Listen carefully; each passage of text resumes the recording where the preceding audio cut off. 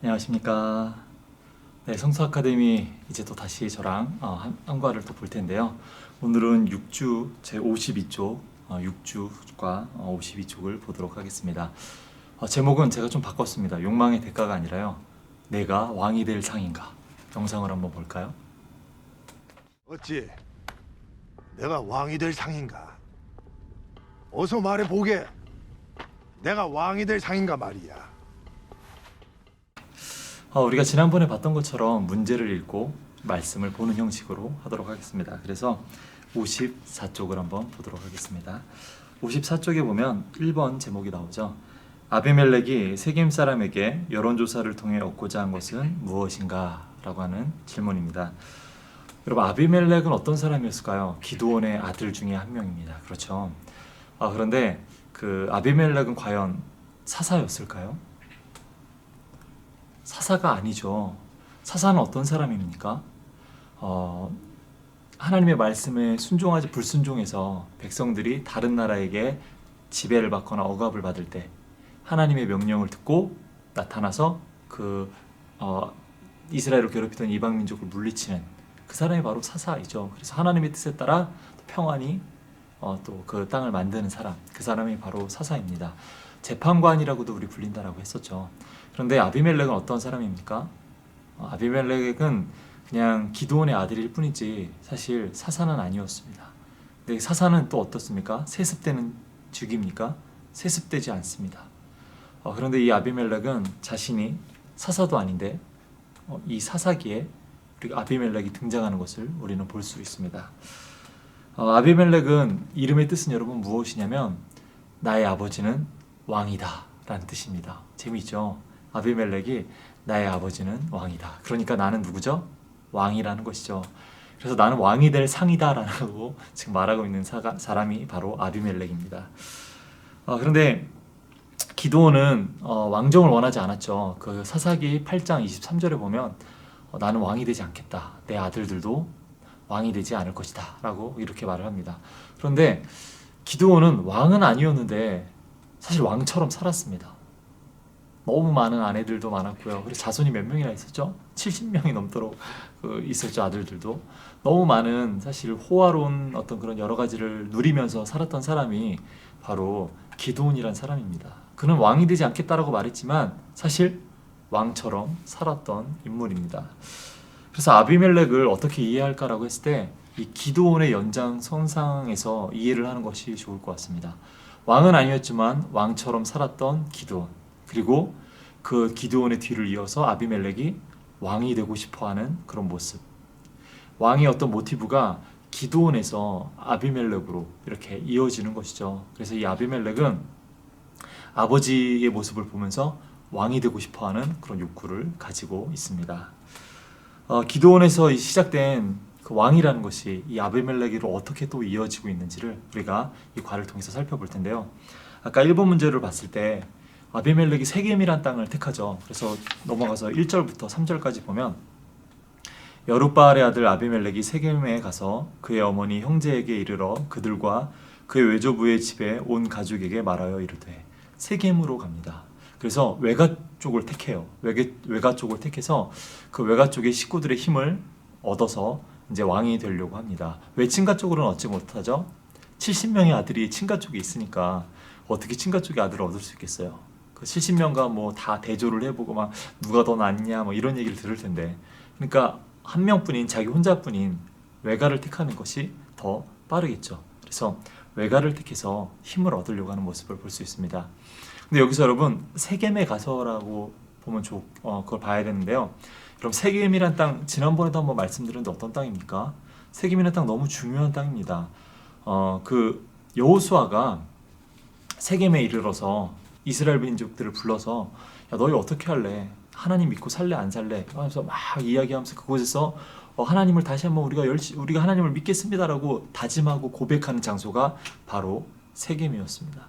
근데 그런 종교적인 세겜이란 땅이 지금 어떤 땅으로 바뀝니까? 오히려 왕이 되려고 욕망이 가득 찬 그 아비멜렉이 이용하는 땅으로 바뀌고 있습니다. 종교적 중심지에서 반역의 중심지로 바뀌는 그런 장소가 되어버렸습니다. 참 아이러니하게도 우리가 초심을 잃었을 때 아주 좋았던 우리 신앙의 그 근본이란 어떤 신앙의 처음 모습이 변질되어서 정말 악으로 변해 있는, 오히려 악한 모습으로 변해 있는 것들을 우리가 보게 되는 것 같습니다. 종교적인 어떤 우리의 첫 시작의 첫 마음을 잃어버렸을 때 결국은 이렇게 변질된다는 것이죠. 그래서 우리가 그리스도인이 되었다고 해서 안심해서는 안 됩니다. 그리스도인이 되었지만 계속해서 그 처음 마음을 잊지 말아야 되고, 하나님을 나를 어떻게 만져주셨는지, 내가 죄인이었는데 그런 죄인인데도 불구하고 하나님께서 나를 어떻게 사랑하셨는지를 늘 깨달아 내가 더 높아지려고 하는 사람이 아니라 겸손한 하나님의 사람이 될 수 있도록 계속해서 내 스스로를 돌아봐야 된다는 것이죠. 이 부분이 너무 중요한 부분인데요. 이 부분을 계속해서 또 나오는 대로 계속해서 함께 또 보고 나누도록 하겠습니다. 2절을 볼까요? 2절을 보면 청하노니 너희는 세겜의 모든 사람들의 귀에 말하라. 세겜 땅 사람들에게 말하라는 것이죠. 그래서 여룻바알의 아들 70명이 다 너희를 다스림과 한 사람이 너희를 다스림이 어느 것이 너희에게 나으냐, 또 나는 너희와 고륙임을 기억하라 하니 라고 되어 있습니다. 야, 70명이 다스리는 것과 한 명이 다스리는 것 어떤 게 더 낫겠냐? 당연히 한 명이 다스리는 게 낫겠죠. 이건 뭐 당연한 얘기 아닙니까? 70명의 왕이 있다 그러면 얼마나 혼란스럽겠어요. 그리고 얼마나 많은 것들을 또 뒤치다거리를 해야 되겠어요. 하지만 한 명이라면 좀 덜하겠죠. 사실 말도 안 되는 질문이에요. 말도 안 되는 질문인데 자기한테 유리하게 그 질문을 딱 엮어내서 아비멜렉은 이야기합니다. 그리고 또 하나 뭘 덧붙이죠? 야, 우리 혈연이야. 우리 혈연이야. 너희랑 나랑 피부치야. 나를 선택해야지라고 말합니다. 그렇게 말하면서 사람들을 이렇게 막 설득하는 모습을 볼 수 있습니다. 3절에 보면 그의 어머니 형제들이 그를 위하여 이 모든 말을 세겜의 모든 사람들의 귀에 말하매 그들의 마음이 아비멜렉에게로 기울었다라 그러죠. 이르기를 그는 우리 형제라 하고. 야, 왜 우리 형제야?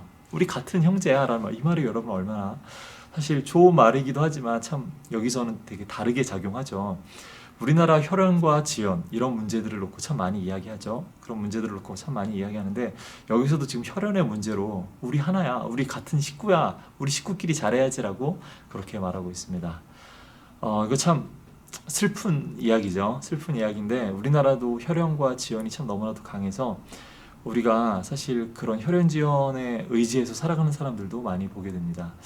여러분 이런 것들이 사실 우리에게 얼마나 커다란 유혹인지 우리 다들 잘 알고 있으리라 생각됩니다. 이런 문제들이 분명히 또 한번 뒤에서 다룰 텐데요.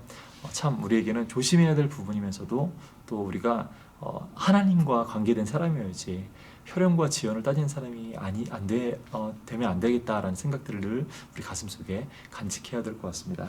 그래서 1번 문제를 보면 여론조사를 얻고자 한 것이 무엇이냐. 결국 70명 안 돼. 한 명이 나를 선택해. 그리고 우리는 가족이야. 우리가 함께해서 이 이스라엘을 다스리자. 우리가 나 혼자이긴 하지만 왕은 나야 라고 말하지만 결국 우리가 혈연지연이 우리가. 그래서 내가 너희들도 도와줄게. 이런 이야기들이 다 사실 다 안에 들어가 있는 것이겠죠. 그래서 교묘하게 이런 정치적인 술수를 막 부립니다. 참 아비멜렉 무서운 사람이죠. 물론 사람들이 사는 데 있어서 정치적이지 않을 수는 없습니다. 왜 사람과 사람이 사는 데는 다 정치적이다라고 말을 하잖아요. 하지만 정말 정치적으로 이렇게 무섭게 계산하고 사람들 뒤에서 무섭게 막 준비하고 계산해서 막 이렇게 막 조종하려고 하는 사람들, 그리고 막 이렇게 여론을 모으는 사람들, 물론 어떤 일을 행하는 데 있어서 사람들에게 좋은 어떤 그런 취지를 설명하고 뭐 하기도 해야 되겠지만 그것들을 정치적으로 이용하는 사람들이 분명히 있습니다. 그래서 아비멜렉은 그런 모습을 보여줍니다. 그런데 우리가 여기서 생각해 봐야 될 것은 무엇입니까? 아까 말했듯이 사사는 어떤 사람이라 그랬죠? 사사는 누가 결정해야 됩니까? 사사라는 사람은 지도자를 세우는 것은 여러분 하나님이 결정하시는 일입니다. 사사는 하나님의 부름을 받은 사람이에요. 그런데 사람들을 선동해서 자기가 사사가 될 수 없는 것입니다. 그런데 이 하나님의 고유의 권한을 아비멜렉은 지금 침범하고 있습니다. 그리고 자기 힘으로 왕이 되려고, 지도자가 되려고 하는 모습을 보여주고 있습니다. 또 중요한 것은 무엇입니까? 세겜 사람들이 뭘 깨달아야 될까요? 정말 하나님께서 왕을 세우는 것을 원하실까? 사실 이 고민이 있어야 됩니다. 물론 이 당시의 사람들이, 이스라엘 사람들은 왕을 되게 세우고 싶어 했던 것 같아요. 왜냐하면 주변 지역을 봤을 때 왕이 있는 나라들이 그 왕권의 힘을 강력하게 해서 막 힘을 발휘하는 모습들을 봤을 때 부족 국가인 이스라엘은 아마 왕이 있었으면 좋겠다라는 생각들을 참 많이 했을 것입니다. 그런데 사실 신정 국가죠. 이스라엘은 하나님의 왕이셔야 돼요. 하나님의 왕이시고 그 하나님을 통해서 이 나라가 다스려지고 있다는 것들을 이스라엘은 사실 깨닫고 그것들을 자랑스럽게 생각해야 되는데 주변 나라와 비교해서 우리도 왕이 있었으면 좋겠다. 그런 마음들이 있었던 것이죠. 그래서 사실은 세겜 사람들이 아비멜렉의 말을 듣고 정말 하나님께서 왕을 세우는 걸 원하실까? 이 질문을 먼저 해야 되는 것이죠. 그리고 사사는 하나님이 선택하는 것 아닌가? 이런 의문점을 가졌어야 합니다. 하지만 어떻게 됩니까? 마음이 기울게 됩니다. 얼마나 아비멜렉이 말을 잘했으면 마음이 기울게 되겠습니까? 그래서 아비멜렉의 그 정치적인 계략에 홀딱 빠져버리죠. 네. 2번을 한번 볼까요? 2번을 보면 4절부터 6절까지 말씀을 읽어야 되는데 우리 4절 6절을 먼저 말씀을 한번 보도록 하겠습니다. 4절입니다. 바알불이 신전에서 은 70개를 내어 그에게 주매 아비멜렉이 그것으로 방탕하고 경박한 사람들을 사서 자기를 따르게 하고 되게 재미있죠. 그 세겜 사람들이 어디서 돈을 줬다라고 합니까? 정말 말이 안 되는 것 같아요. 정말 말이 안 되는데 어디서 줬냐? 우상의 신전에서 줘요. 바알브릿이라는 그 신전에서 은 70개를 걷어다가 그것을 누구에게 줍니까? 아비멜렉에게 줍니다. 그래서 그것들을 주면서 오히려 이 돈을 어떻게 아비멜렉이 사용합니까? 방탕하고 경박한 사람들을 사서 따르게 했다라고 말하고 있습니다. 이것을 봤을 때 불의한 그런 모습들을 우리가 보게 됩니다. 어떻게 이방 신전에서 나온 돈을 사용해서 아비멜렉을 왕으로 만들려고 하는 걸까요? 이 세겜 사람들은 도대체 어떤 생각을 가진 사람들입니까? 도대체 하나님을 믿는 사람이 아니라 이방 신전에 있는 그 돈을 사용하는 걸 봤을 때 이들은 정말 하나님이 아니라 이방 신을 믿는 바알을 믿는 사람들인 것처럼 보입니다. 그래서 오히려 이들이 옳고 그름을 생각하는 것이 아니라 불의한 그 돈으로 불의한 어떤 그런 왕을 세우는데 오히려 사용하는 것들을 보게 됩니다. 사람의 욕망을 충족시키려고 하는 그런 모습들이죠. 이런 것들을 봤을 때 한 형제라는 그 호소에 동요될 뿐만 아니라 우상의 신전에서 나온 그 70세겔의 돈, 한 800g 정도 된다라고 책에 나오죠. 그 70세겔의 돈에 정치 자금을 이렇게 마련해 주는 것들을 봤을 때 세겜 사람들도 제정신은 아니구나 라는 생각이 듭니다. 그리고 또 방탕하고 경박한 사람들을 뽑았다라고 하죠. 여러분, 방탕하고 경박한 사람들은 어떤 사람입니까? 방탕하다란 말은 히브리어로 봤을 때 레크라는 말인데요. 이건 비어 있다. 그리고 무가치하다라는 말이에요. 무가치하다. 그리고 경박하다라는 말은 파즈라는 말인데 제멋대로 하다 뭐 이런 뜻이고요. 또 무모하다라는 뜻이에요. 그래서 충성된 군인들을 뽑는 것이 아니라 충성된 군인들을 만드는 것이 아니라 그 돈으로 어떤 사람들을 만듭니까? 돈이면 다 되는 사람, 돈이면 무슨 짓이든 하는 사람, 그런 사람들을, 그런 불량배들을 사용합니다. 그런 불량배들을 그 더러운 돈으로 그 불량배들을 사가지고 지금 왕이 되려고 하는 그런 모습을 우리가 볼 수 있습니다. 참 이상하죠. 그래서 우리 그 5절을 한번 볼까요? 5절. 오브라에 있는 그의 아버지 집으로 가서 여롯바알의 아들 곧 자기 형제 70명을 한 바위 위에서 죽였으되 다만 여롯바알의 막내 아들 요담은 스스로 숨었으므로 남으니라.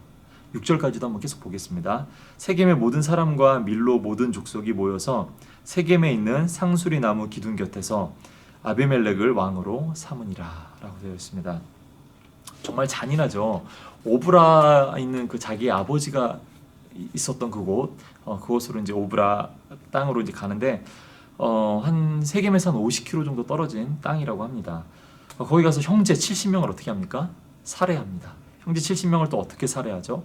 정말 무섭게 한 바위 위에서 죽였다라고 말합니다.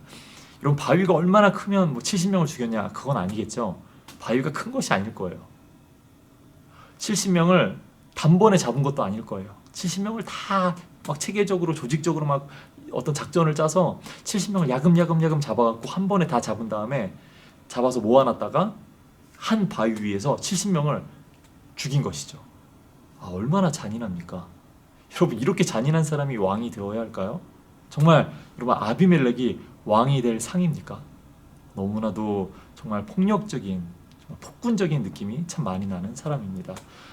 그래서 그 충분한 시간들을 들여서 이 70명을 다 잡아서 바위 위에 한 사람 한 사람 차례대로 그 죽인 그 아비멜렉은 단 한 명 요담만 빼고 나머지를 다 그렇게 죽여버립니다. 왕이 되겠다는 그런 어떤 영감은 아버지를 통해서 받았겠죠. 아버지가 왕은 아니었지만 왕처럼 살았어요. 그런 모습을 이렇게 쭉 보며 나도 왕이 되고 싶다라는 생각들을 가졌을 것 같습니다. 그래서 왕이 되기 위해서 어떻게 해요? 자기 형제들을 막 죽입니다. 아버지 아들들을 모두 죽이는 일들을 통해서 어떤 이렇게 봤을 때 아버지의 어떤 미움과 분노가 또 여기서 드러나고 있습니다. 사실 아비멜렉 어떤 사람입니까? 서자죠, 서자. 본 어떤 그 어머니에서 난 자식이 아니라 사실 후처에게서 난 그런 아들입니다. 그래서 그 나머지 아들들을 그냥 다 죽여버립니다. 그래야 자기가 왕이 될 수 있는 어떤 정통성 있는 사람이 유일한 사람이 될 수 있으니까요. 아버지의 이런 부정적인 모습이 자식에게 얼마나 큰 영향을 줄 수 있을까?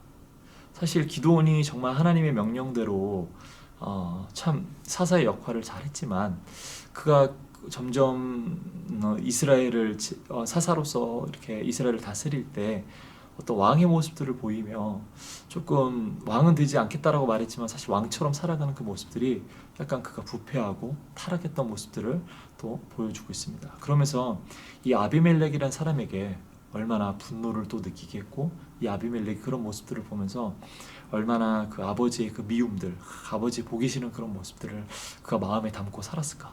그래서 아버지가 죽고 나자마자 이 형제들을 다 죽여서 자기가 왕이 되어서 그런 다스리려고 하는 모습을 봤을 때 참 아버지가 어떤 모습일지가 참 너무나도 중요한 것 같습니다.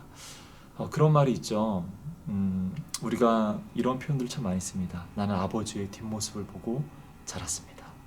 아버지가 어떤 모습이냐에 따라서 우리 자녀들, 우리 부모가 어떤 모습이냐에 따라서 우리 자녀들이 여러분 그 부모의 모습을 닮으며 자랄 수 있다는 것 여러분 기억하셔야 됩니다. 그래서 신앙의 되물림이 중요한데 그 되물림의 가장 기본이 뭐냐? 부모가 정말 신앙의 전수자로서 어떻게 삶을 살아가고 있는가? 여러분 그것이 정말 중요합니다. 아버지, 어머니, 이 부모가 집에서 기도 한 번 안 하는데 집에서 뭐 예배 드리는 것도 잘 못하는데 여러분 어떻게 아이들한테 예배하라 기도하라 말할 수 있겠습니까? 신앙의 되물림이 정말 잘 되기 위해서는 가장 좋은 것이 무엇이냐? 바로 부모가 신앙으로서 얼마만큼 삶을 살아가고 있는가. 여러분 그것이 중요한 것 아니겠습니까? 아이들은 삐딱하게 나갈 수 있어요. 그리고 잘못 나갈 수 있지만 그럼에도 불구하고 그 부모의 뒷모습을 보면서 결국 닮아가게 되어 있습니다. 그럼 그것들을 믿고 우리가 기도하면서 자녀들을 기를 수 있어야 합니다. 네, 3번 문제를 볼 텐데요. 3번 문제는 6절을 한번 보는 게 더 좋을 것 같습니다. 다 4절, 5절도 다시 봐야 되지만 6절만 다시 한번 보도록 하겠습니다. 세겜의 모든 사람과 밀로 모든 족속이 모여서 세겜에 있는 상수리 기둥 곁에서 아비멜렉을 왕으로 삼으니라. 그래서 3번의 질문이 뭐냐면 아비멜렉의 사건은 종교적 부패를 암시하고 있는데 이 세 가지가 무엇이냐라는 것이죠. 첫 번째는 그 바알브리 신전, 그 바알브리 신전에서 돈을 받아서 그 세겜 사람들이 거기서 돈을 취해서 아비멜렉에 주었죠. 정치 자금으로 사용하는 돈이 바로 우상 신전에서 흘러나온 돈이다라는 것입니다. 이것이 첫 번째죠. 완전 부패했다라는 것이죠. 하나님을 믿는 자들이 부패했다라는 것입니다. 두 번째는 뭐냐? 우리가 6절에서 읽었던 상수리 나무 그리고 기둥 곁이라고 우리가 알 수 있습니다. 아비멜렉을 왕으로 세운 곳이 바로 이곳이었는데 여기서 이제 상수리 나무 기둥 곁이라고 말하고 있는데 가나안에서 이렇게 막 이렇게 부흥했던 어떤 그 바알의 어떤 종교는 바알의 그런 종교의 어떤 그런 것 종교에서 이 기둥을 되게 중요하게 생각했는데요. 이 기둥이 뭐냐? 바알을 상징하는 물건이었기 때문입니다. 그래서 이 상수리 기둥 곁이라고 말하고 있는 건 이것도 종교적인 의미, 메시지를 담고 있는데 바알을 사실 드러내고 있는 것입니다. 하나님의 뜻대로 된 것이 아니라 바알의 뜻대로 내가 왕이 되었다. 그런 말처럼 들리는 그런 물건 그런 곳에서 그 아비멜렉이 왕이 되었다라는 것입니다.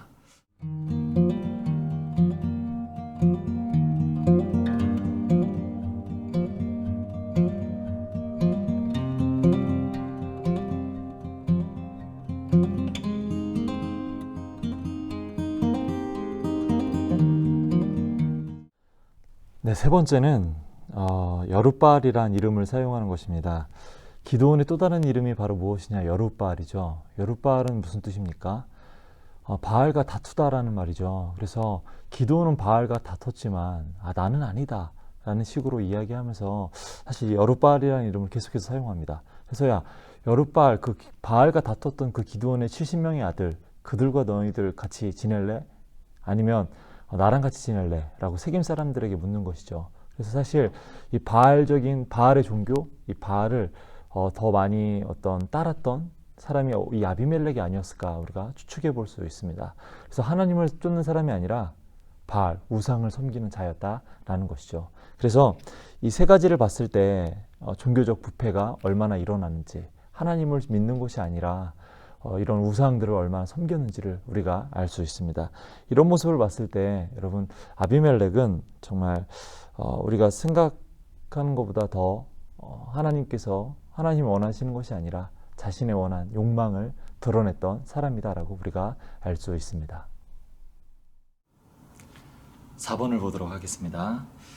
요담의 비유에 등장한 나무는 어떤 특징이 있는가? 9절부터 15절까지 너무 길죠. 그래서 제가 그냥 짤막하게 이 이야기들을 한번 해드리도록 하겠습니다. 일단은 요담이 우화를 했다는 내용이 되게 중요하죠. 그 70명 중에 도망갔던 그 요담이란 그 막내 아들이 결국 그리심산에 올라가서 이 형제 아비멜렉을 막 비난합니다. 세겜 사람들과 함께 이 아비멜렉을 비난합니다. 그때 우화를 들어서 얘기하는데 세 가지 나무와 네 가지 나무 이야기를 하죠. 그래서 이 세 가지는 같은, 그리고 한 가지는 너다, 가시나무, 이렇게 말하고 있는 장면입니다. 이 우화를 통해서 아비멜렉 네가 얼마나 잔인한 왕인지 한번 봐라 라고 그렇게 말하고 있는 것 같습니다. 이 세 가지 나무의 특징 한번 볼까요? 감람나무, 그 다음에 무화과나무, 포도나무인데요. 이 앞에 가서 말씀해 보면 9절에 보면 감람나무가 먼저 나타납니다. 야, 왕이 되줘. 나무들이 막 말을 하는 거죠. 나무들이 가서 야, 네가 왕이 되어줬으면 좋겠어. 감람나무 네가 왕이 되어줘. 그러니까 감람나무가 싫다라고 말하죠. 그러면서 9절에 뭐라고 말하냐면 감람나무가 그들에게 이르되 내게 있는 나의 기름은 하나님과 사람을 영화롭게 하나니 내가 어찌 그것을 버리고 가서 나무들 위에 우쭐대리요 한지라 라고 이렇게 말을 합니다. 그리고 또 그래서 나무들이 또 누구한테 가죠? 무화과 나무에게 갑니다. 그래서 네가 왕이 되었으면 좋겠어 라고 말을 했더니 무화과 나무가 또 말을 합니다. 그런데 이렇게 말합니다. 11절인데요 11절 우리가 함께 보겠습니다. 무화과 나무가 그들에게 이르되 나의 단 것과 나의 아름다운 열매를 내가 어찌 버리고 가서 나무들 위에 우쭐대리요 한지라. 그래서 이제 나무들이 또 어떻게 합니까? 막 또 왕이 될 나무를 찾다가 포도나무에게 갑니다. 그래서 포도나무에 가서 포도나무야 네가 왕이 되었으면 좋겠어 라고 말하니까 포도나무가 또다시 똑같은 비슷한 말을 하죠. 13절을 우리가 한번 볼까요? 포도나무가 그들에게 이르되 하나님과 사람을 기쁘게 하는 내 포도주를 내가 어찌해 버리고 가서 나무들 위에 우쭐대리요 한지라. 여기서 여러분 같은 말이 세 가지가 쓰였죠. 무엇이었죠? 우쭐대리요라는 말입니다. 이 우쭐댄다라는 말은 히브리어로 누아라는 말인데 어떤 말이냐? 흔들다, 그리고 비틀거리게 한다라는 그런 말입니다. 그래서 나무들 위에 올라가서 막 흔드는 걸 말해요. 왕이 된다는 것은 무엇이냐? 나무들 위에 올라가서 막 흔드는 거예요. 잘 살고 있는 그 나무들 위에 올라가서 막 흔들어서 불안하게 만드는 것. 그것이 바로 왕이다. 왕이 그거밖에 되지 못한다 라고 이 세 나무는 말하고 있는 것입니다. 그래서 이 세 가지 나무를 봤을 때 기름을 만드는 것과 비교했을 때 나는 왕이 되는 건 쓸데없고 하찮은 일이다. 달콤한 열매, 그 무화과 나무 달콤한 열매를 맺는 것을 봤을 때 왕이 되는 것은 쓸데없는 일이다. 나는 왕이 되기 싫다. 그리고 포도나무도 똑같이 그렇게 내가 하나님과 사람들을 이미 기쁘게 하고 있는데 아니다. 난 이 일에 만족한다. 왕이 되고 싶지 않다. 우쭐대리요. 나는 우쭐대지 않겠다라고 말을 합니다. 그런 것들이 싫다는 거죠. 이 세 가지 나무는 사실 고대 가나안 사람이 가장 소중하게 여겼던 그런 나무 중에 다 세 가지입니다. 그래서 이 나무들을 되게 중요하게 생각했던 나무고요. 근데 가시나무한테 이제 가서 말을 하죠. 네가 왕이 되어줬으면 좋겠어라고 하니까 가시나무 어떻게 말합니까? 15절입니다. 15절을 제가 한번 읽어드리겠습니다. 가시나무가 나무들에게 이르되 만일 너희가 참으로 내게 기름을 부어 너희 위에 왕으로 삼겠거든 와서 내 그늘에 피하라. 그리하지 아니하면 불이 가시나무에서 나와 레바논의 백향목을 사를 것이니라 하였느니라. 이렇게 말을 합니다. 가시나무가 참 웃기죠. 가시나무가 여러분 어떤 그늘이 있을까요? 그 뾰족뾰족한 가시, 그림 봐서 알겠지만 뾰족뾰족한 가시가 막 있는데 그 가시나무에 그늘이 어디 있겠습니까? 그리고 이 그늘이란 말, 이 말은 히브리어로 첼이라는 말인데 보호라는 말이에요. 여러분 보호해 줄 수 있을까요? 그 그늘에 들어가면 여러분 어떤 뜨거운 햇볕에 보호를 해줄 수 있습니까? 오히려 가시에 찔려서 피가 나겠죠. 가시나무는 존재론적으로 그늘이 되어줄 수 없습니다. 이 가시나무는 어떤 용도로 쓰였냐? 수분이 되게 적었어요. 그래서 이 가시나무는 주로 땔감으로 쓰였던 나무입니다. 그래서 막 불을 내어서 말을 안 들을 때 불을 내어서 막 백향목을 사르겠다라고 말을 하죠. 참 어떻게 봤을 때 이 가시나무가 아비멜렉의 모습을 되게 많이 닮아 있죠. 그래서 되게 폭력적이고 또 그렇게 자기 형제들을 다 죽였던 아비멜렉처럼 이 가시나무도 불을 내어서 다 불살라 버리겠다라고 말하는 모습을 볼 수 있습니다.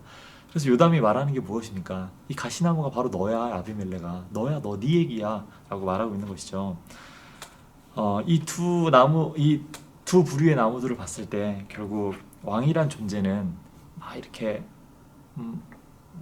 흔드는 막 우쭐거리는 그런 정도밖에 되지 않기 때문에 난 하지 않겠다.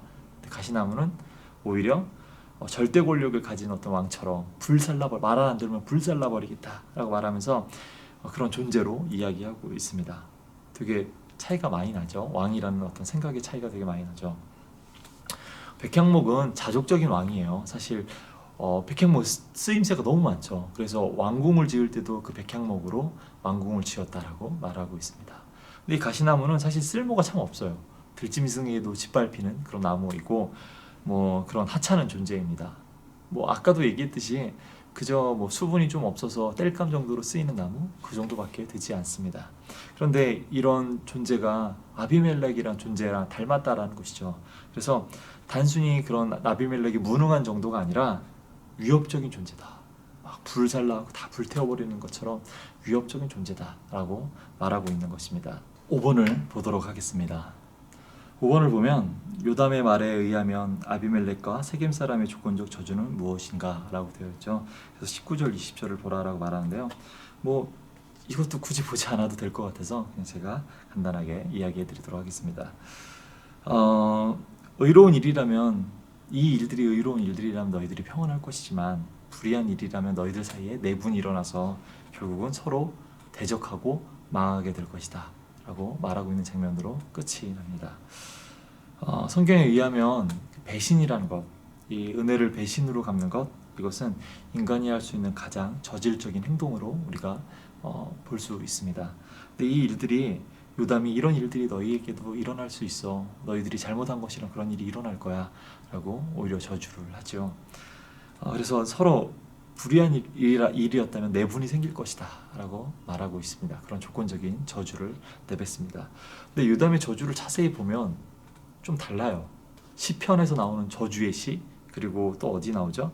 신명기에 나오는 것, 율법을 지키지 않았을 때 그 받는 저주들, 이렇게 봤을 때 그 저주를 말하는 것이 조금 다른 모습을 우리가 볼 수 있습니다. 그럼 요담은 맞냐? 요담은 맞냐라고 봤을 때 그렇지 않은 것 같아요. 왜냐하면 요담은 하나님의 말씀에 순종하지 않고 형제를 죽이고 왕을 세운 것을 비난하는 것이 아니에요. 형제들을 다 죽이고 왕을 세웠다, 너희들이 그렇게 잘못했다, 하나님께서 그걸 원하시지 않는다라는 것들을 비난하는 것이 아닙니다. 요담은 무엇을 말하고 있냐면 지금 여룻바알, 기드온과 그 집에 너희들이 충성하지 않았다라는 것에 대해서 지금 비난하고 있습니다. 어떻게 보면 요담도 옳은 말을 하는 것 같지만 꼭 그렇게만은 볼 수 없다라는 것이죠. 왜냐하면 요담도 하나님께서 부르신 사사는 아니었다라는 것입니다. 그래서 사실 오히려 기드온의 집에 너희들 충성하지 않았다, 그것을 되게 불쾌하게 여기고 그것들을 만족스럽게 생각하지 않아서 이렇게 말하고 있는 모습이죠. 만약에 요담이 하나님께서 부르신 사람이었다면 아마 행동으로 나아가서 그 모든 것들을 제자리로 돌려놨을 것입니다. 그런데 그러지 않았죠. 그런 것들을 봤을 때 요담도 사실은 하나님의 공의로운 진리에 초점을 맞추는 것이 아니라 결국 아버지의 집의 어떤 명예 그런 것에 더 초점을 맞추고 있는 모습을 우리가 볼 수 있습니다. 그런 모습들을 봤을 때 우리가 다 옳은 말이라고 해서 하나님의 뜻은 아닐 수도 있겠다. 그런 고민들, 그런 생각들 여러분 해볼 수 있겠죠. 어떤 사람이 옳은 말을 하지만 그것이 막 사람들을 죽이고 막 때려잡는 것이라면 아닐 수도 있겠죠. 하나님의 뜻이 아닐 수도 있다는 것입니다. 오히려 하나님의 뜻은 무엇입니까? 공동체를 세우는 것, 덕을 세우는 말, 그럴 수 있겠죠. 그래서 우리가 말이라는 것이 옳고 그름도 중요하지만 결국 그것이 또 공동체를 세우는 말인가, 덕을 세우는 말인가. 그래서 말을 할 때는 늘 조심하고 또 그 말을 한다는 것이 참 어려운 것 같습니다. 여러분 그것들 한번 고민해 보면 좋을 것 같습니다.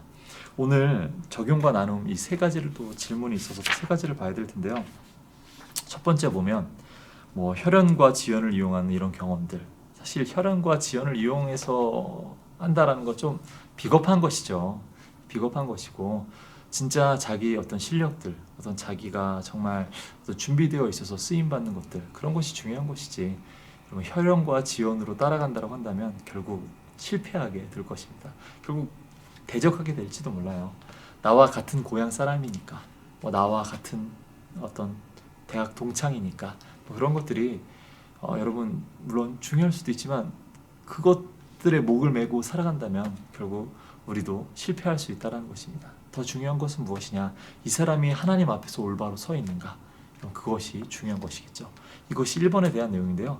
사실 뭐 그렇게 커다랗게 다룰 수 있는 그런 중요한 부분은 아닌 것 같고 여기서 더 중요한 것은 무엇인가라고 봤을 때 또 다른 것이 있는 것 같아서 간략하게 다뤘습니다.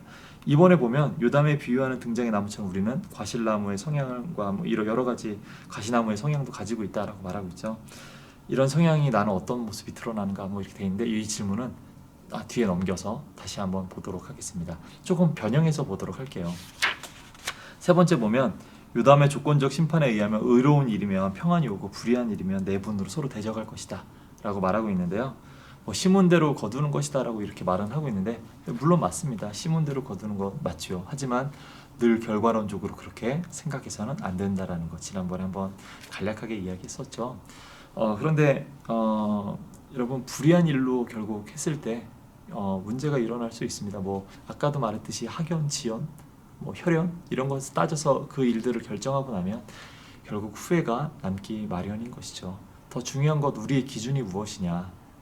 하나님을 어떻게 생각하는 사람인가? 저 사람은 정말 하나님을 정말 믿음이 있는가? 정말 신앙이 있는가? 그 신앙이 올바로 되어 있는가? 그럼 그것이 더 중요한 것인 것 같습니다. 그래서 이런 일들을 우리가 더 많이 신경 써야 될 것 같고요. 결국 여기서 더 중요한 것은 무엇인가? 이번 질문을 조금 더 이 변형해서 우리가 봤을 때 결국 우리에게 무엇이 중요한가? 여러분 일단은 거울을 한번 보세요. 여러분 왕이 될 상이십니까? 우리는 모두가 다 왕이 될 상이에요. 그래서 우리는 하나님의 왕의 자녀로서 살아갈 사람들입니다. 여러분 그것을 기억해야 됩니다. 그래서 이 나무들과 비교했을 때 여러분에게 주어진 일이 무엇인가? 하나님께서 나를 이곳에 왜 부르셨는가? 내게 맡겨진 소명이 무엇인가? 내게 맡겨진 일들에 대해서 어떤 일들을 충성해야 되는가? 그럼 그것들을 우리가 놓고 잘 고민해 봐야 됩니다. 우리가 직분이 올라가려고 하는 것들을 신경 쓰는 것이 아니라 내가 뭐 대단한 어떤 왕이 되려고 하는 것이 아니라 나에게 맡겨진 일이 무엇인가? 일단은 그 일들을 되게 많이 신경 쓰는 것이 중요합니다. 이것들이 우리에게도 너무나도 중요한 일이에요. 우리가 왕이 되는 것처럼 우쭐대고 막 위에 올라가서 막 흔들고 그런 것을 원하는 것이 아니라 이 공동체를 세워나가는 데 있어서 내가 비록 지도자급은 아니더라도 그 밑에서 묵묵하게 섬기는 일이 나에게 주어진 일이라면 여러분 그것을 통해서 우리가 기뻐하며 감사하며 그 일들을 감당해야 되는 것이죠. 그것이 정말 너무나도 중요한 것입니다. 왜냐하면 우리가 왕이 된다라고 했을 때 그 왕은 예수님의 어떤 그런 가르침으로 봤을 때 낮아짐 아닐까요? 낮아짐. 겸손히 낮아짐. 정말 그 십자가를 지는 것처럼 다른 사람의 이런 생명을 위해서 우리가 그 목숨을 내어놓는 것, 하나의 미랄이 되는 것. 여러분, 그것이 우리가 왕이 될 상으로서, 왕이 될 자녀로서 우리가 가져야 될 그런 자세가 아닐까 생각이 되어집니다. 믿음을 가진 사람이라면 여러분 그렇게 살아가야 되겠죠. 되게 유명한 하나님의 임재 연습을 쓴 그 로렌스 형제라는 사람이 있습니다. 이 사제는 올라가는 것을 원하지 않았어요. 그 수도원의 한 수도원에서 그 수도원을 대표하는 대표 수도사가 되려고 하지 않았어요. 그런 자리 제의가 들어왔을 때도 나는 그러지 않겠습니다. 나에게 맡겨진 일은 밥을 먹고 나서 설거지를 하는 일. 나 그 일이 너무나도 중요합니다. 그래서 그 일들을 하나님께서 나에게 맡겨주셨으니까 그 일들에 내가 헌신하고 싶습니다 라고 말하면서 대표가 될 수 있는, 그 단체의 대표가 될 수 있는 일을 거절합니다. 그러면서 하나님의 임재 연습에 대해서 이야기하거든요. 나는 설거지를 하면서도 하나님을 사랑하는 마음으로 하기 때문에 너무나 이 일이 기쁘고 감사하다. 밭에 나가서 일할 때도 하나님을 사랑하는 마음으로 하기 때문에 나는 기쁘고 감사하다. 하나님의 임재를 누린다라고 말하고 있습니다.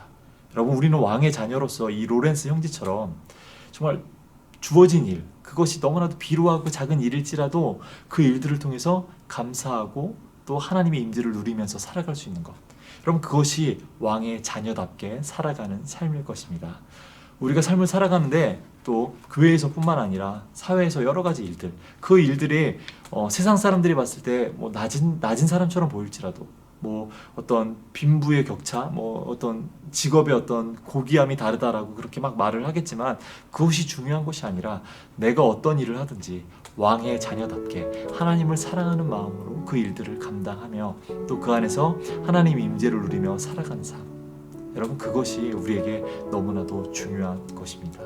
여러분, 이것들을 잊으면 안 됩니다. 그래서 우리가 처음 가졌던 그 하나님 앞에 가졌던 그 마음들이 변질됐을 때 오히려 누군가 위에 서려고 하고 누군가 위에서 뒤흔들려고 하고 오히려 공동체 위에 서가지고 뭔가를 막 다스리려고 하는 것. 여러분, 그런 것이 왕의 자녀의 모습이 아니라 우리의 왕이 될 상은 바로 낮은 자리에 내려가서 섬기는 것. 그것이라는 것들을 기억하고 우리가 오늘 본문들을 또 그렇게 하나님 앞에 적용하며 우리의 삶을 하나님 앞에 올려드리며 살아가는 그런 귀한 성도님들 되시기를 간절히 소망합니다. 네, 지금까지 좋은 또 강의들 들어주셔서 감사하고 또 귀한 또 하루 되시기를 간절히 소망합니다. 감사합니다.